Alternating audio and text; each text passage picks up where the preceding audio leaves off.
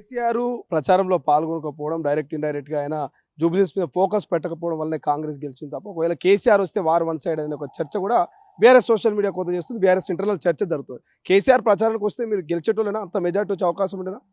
కేసీఆర్ ప్రచారంలోకి వస్తే ఆయన ముందుగానే ఊహించిండు, కార్డు లేపేసిండు ఆయన. ఈ తెలంగాణలో జూబ్లీస్లో ఎలక్షన్ల ఫలితం, బై ఎలక్షన్ల ఫలితం ఇవాళ కాంగ్రెస్ పార్టీకి అనుకూలంగా రాబోతుందని చెప్పి ఆయన ముందుగానే గ్రహించండి. ఎందుకంటే అక్కడ మేము ఇచ్చింది ఒక బీసీ అభ్యర్థికి, తెలంగాణ భూమిపుత్రునికి ఇచ్చినాం. నవీన్ యాదవ్ అనేది తెలంగాణ భూమిపుత్రుడు, జూబ్లీహిల్స్ పుత్రుడు ఆయన. కాబట్టి ఒక విద్యార్థికునికి ఇచ్చిండు.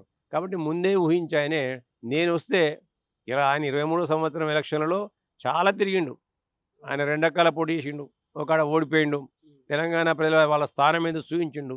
ఇవన్నీ కూడా నాకు తెలుసు. కాబట్టి వాళ్ళపైన పెట్టితే వాళ్ళనే ప్రచారానికి పంపితే ఇలా నన్ను కాపాడుకోవడానికి నాకు ఒక డిఫెన్స్ ఉంటుంది కదా అని చెప్పి వాళ్ళు చేసే ప్రయత్నమే తప్ప ఇలా కేసీఆర్ కాదు. కేసీఆర్ తాతచ్చి దిగినా అని ఇంకా కేసీఆర్ వస్తే ఇంకెక్కువ మెజారిటీ వచ్చేది. ఎందుకంటే ఆయన అనేకమైన మాటలు చెప్పినప్పుడు దళితుని ముఖ్యమంత్రి చేస్తా, దళిత బంధిస్తా, మైనారిటీలకు 12% రిజర్వేషన్ ఇస్తానడు. మరి ఇలా జూబ్లీస్లో చాలా మటుకు ఇంచుమించు 40-45% మంది ముస్లిం మైనారిటీ ఓటర్లు ఉంటారు. వాళ్ళు వెళ్తే నిలదీసేవాడు కదా. ఇలా అప్పుడంటే జనరల్ ఎలక్షన్ తప్పించుకొని తిరిగిండు, ఇలా బై ఎలక్షన్ తిరిగినప్పుడైతే నిలదీసేవాళ్ళు కదా కేసీఆర్ను. కేటీఆర్ని అంటే నిలదీయలేదు కావచ్చు, ఎందుకంటే ఆయన అనలేదు కాబట్టి. కానీ కేసీఆర్ స్వయంగా 12% రిజర్వేషన్ ఇస్తా అని చెప్పిండు కదా.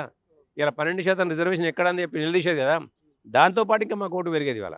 కాబట్టి ఇవన్నీ కేవలం వాళ్ళుగా కప్పిపుచ్చుకునే ప్రయత్నమే తప్ప ఇవాళ వాళ్ళు ఎన్ని శశబిషలు పడ్డా, కాళ్ళు కిందికేసి తలకాయ కిందికేసి కాళ్ళు పైకి లేబెట్టినా కానీ జూబ్లీస్ ఎలక్షన్లలో తెలంగాణ ప్రజలు కాంగ్రెస్ పార్టీకి అనుకూలంగా రేవంత్ రెడ్డి గారి యొక్క ప్రజా సంక్షేమ పరిపాలనకు, ప్రజా పరిపాలనకు అనుకూలంగా ఇచ్చిన తీర్పు.